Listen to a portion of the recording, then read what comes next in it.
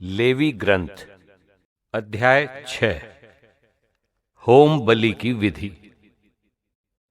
प्रभु ने मूसा से कहा, हारून और उसके पुत्रों को यह आदेश दो, ये होम बलि की विधि है। होम बलि रात भर प्रातःकाल तक वेदी की आग पर रहेगी और वो आग वेदी पर प्रज्वलित रखी जाएगी। याजक छालटी का वस्त्र और छालटी का जांघिया पहने वेदी पर जलाई होम बलि की राख एकत्र कर उसे वेदी की बगल में रखेगा। इसके बाद वो कपड़े बदलकर राख शिविर के बाहर किसी शुद्ध स्थान पर ले जाएगा। वेदी की आग को प्रज्वलित रखना है, उसे कभी बुझने नहीं देना चाहिए। याजक प्रतिदिन सवेरे उस पर लकड़ी रखेगा, आग पर होम बलि सजाएगा और उसमें शांति बलियों की चर्बी जलाएगा। अन्न बलि की विधि। अन्न बलि की विधि इस प्रकार है। हारून का कोई पुत्र उसे वेदी के सामने प्रभु को चढ़ाए। याजक अन्न बलि में से मुट्ठी भर तेल मिश्रित मैदा निकालकर उसे सारे चढ़ावे के प्रतीक के रूप में लोबान के साथ वेदी पर जलाए। ये सुगंध युक्त चढ़ावा है जो प्रभु को प्रिय है। शेष भाग हारून और उसके पुत्र खा सकते हैं, किंतु वो एक पवित्र स्थान पर दर्शन कक्ष के आंगन में खमीर के बिना खाया जाए। वो खमीर के साथ नहीं पकाया जा सकता है। मैं अपने चढ़ावों में से उन्हें ये भाग देता हूं। ये प्रायश्चित बलि और क्षतिपूर्ति बलि के समान परम पवित्र है।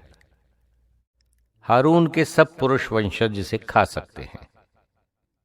प्रभु के चढ़ावों के इस अंश पर पीढ़ी दर पीढ़ी उनका चिरस्थायी अधिकार है।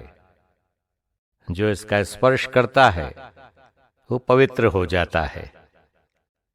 प्रभु ने मूसा से कहा, हारून के अभ्यंजन के दिन हारून और उसके पुत्र ये चढ़ावा अर्पित करेंगे। अन्न बलि के रूप में प्रतिदिन एक सेर मैदा, आधा भाग प्रातः और आधा भाग सायंकाल। उसमें तेल डाला जाए और वो तवे पर पकाया जाए। उसे टुकड़े टुकड़े कर अन्न बलि के रूप में चढ़ाया जाए। ये सुगंध युक्त चढ़ावा है जो प्रभु को प्रिय है।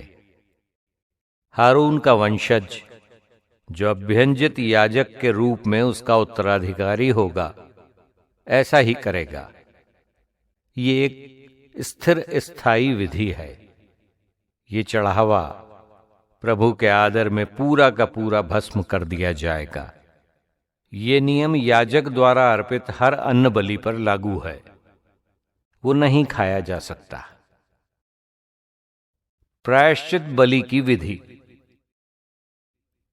प्रभु ने मूसा से कहा, हारून और उसके पुत्रों से कहो, प्रायश्चित बलि की विधि इस प्रकार है।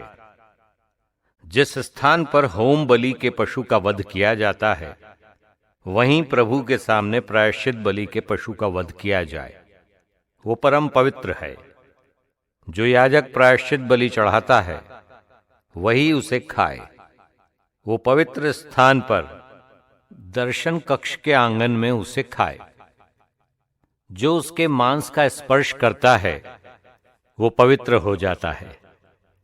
यदि उसका रक्त किसी के वस्त्र पर लग जाए तो उसे पवित्र स्थान पर ही धो दिया जाए। मिट्टी का वो बर्तन तोड़ डाला जाए जिसमें उसे पकाया गया है। यदि वो किसी कांसे के बर्तन में पकाया गया हो तो उसे मांजकर पानी से धो देना चाहिए। याजकों के परिवार में कोई भी पुरुष उसे खा सकता है। वो परम पवित्र है। परंतु वो प्रायश्चित बलि नहीं खाई जा सकती है जिसका रक्त पवित्र स्थान में प्रायश्चित विधि संपन्न करने के लिए दर्शन कक्ष में लाया जाता है। वो अग्नि में जला दी जाए।